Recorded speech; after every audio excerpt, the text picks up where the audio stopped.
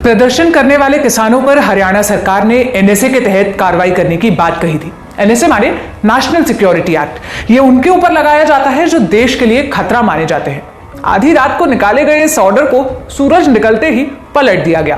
22 से 23 फरवरी की आधी रात खबर आई कि अंबाला पुलिस ने हरियाणा पंजाब बॉर्डर पर डटे या विरोध प्रदर्शन में शामिल किसान नेताओं के खिलाफ राष्ट्रीय सुरक्षा कानून यानी एनएसए के तहत एक्शन लेने की तैयारी शुरू कर दी है। हरियाणा पुलिस की तरफ से जारी किए गए प्रेस रिलीज में कहा गया, 13 फरवरी से किसान संगठनों के जरिए दिल्ली कूच को लेकर शंभू बॉर्डर पर लोग बैरिकेड तोड़ने की कोशिश कर रहे हैं। उपद्रवियों ने सरकारी संपत्ति को काफी नुकसान पहुंचाया है। इस आंदोलन में कई किसान नेता सक्रिय भूमिका में हैं और कानून व्यवस्था बिगाड़ने का काम कर रहे हैं। सोशल मीडिया पर भड़काऊ भाषण सर्कुलेट किए जा रहे हैं। आंदोलन की आड़ में उपद्रव मचाया जा रहा है। उनका यह भी आरोप है कि प्रदर्शन के दौरान किसानों ने अधिकारियों और पुलिसकर्मियों पर पत्थरबाजी की और वो हुड़दंग करके कानून व्यवस्था बिगाड़ने की कोशिश कर रहे हैं। किसानों द्वारा सरकारी और प्राइवेट संपत्ति को काफी नुकसान पहुंचाया जा चुका है, ऐसा पुलिस का कहना है।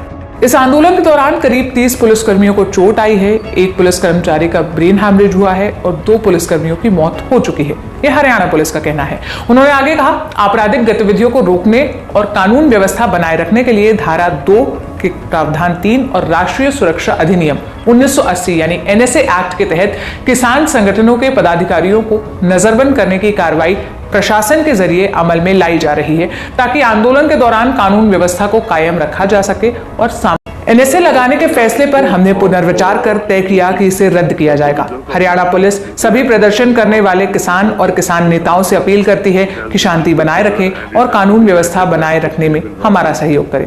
उन्होंने आगे कहा कि हरियाणा पुलिस ने अब तक कम से कम फोर्स का इस्तेमाल किया है और बस धारा 144 लागू करने की कोशिश। अंबाला की एसपी पूजा डाबला का भी इस पर बयान आया, सुनिए।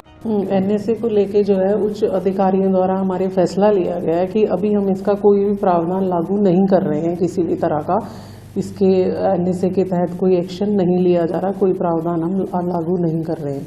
किसानों से मेरी यही अपील है कि लॉ एंड ऑर्डर हाथ में ना लें, कानून व्यवस्था को समझें, शांति बनाए रखें, अननेसेसरी जो है किसी तरह का कोई हमारे लिए भी परेशानी ना करे।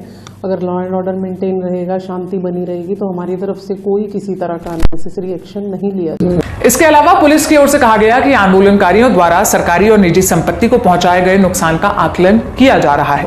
प्रशासन ने इस संबंध में आम जनता को पहले ही सूचित और सतर्क कर दिया था कि यदि इस आंदोलन के दौरान आंदोलनकारियों ने सरकारी और निजी संपत्ति को नुकसान पहुंचाया तो उनकी संपत्ति और बैंक खाते जब्त कर इस नुकसान की भरपाई की जाएगी।